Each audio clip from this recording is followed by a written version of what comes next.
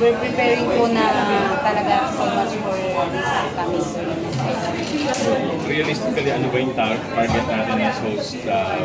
Plano ba natin na talagang to dominate this tournament just like Coach Vic is saying as well? Of course po, we wanted to dominate this tournament.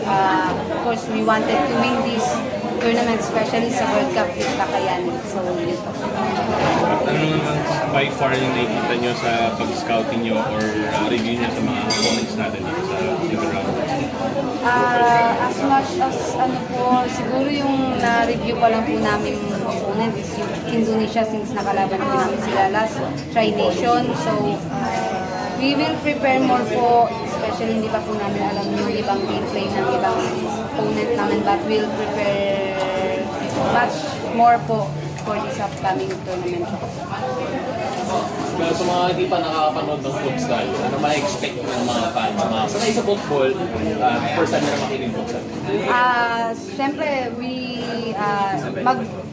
marami pa po silang dapat i-expect since yung football is like a team play or like much more players na naglalaro. And this is like, futsal is like 5-person tournament and marami pa po silang dapat na i-expect sa amin.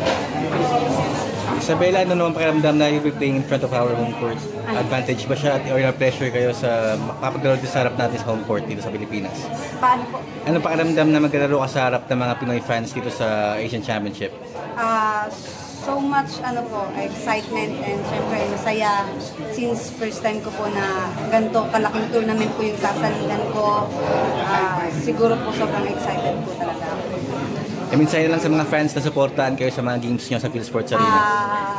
Sa mga fans po, sana po manood po kayo this upcoming tournament po namin. We're expecting more and syempre yung presence niyo po is mahalaga sa amin. Syempre nagbibigay din po yun ng lakas para sa amin.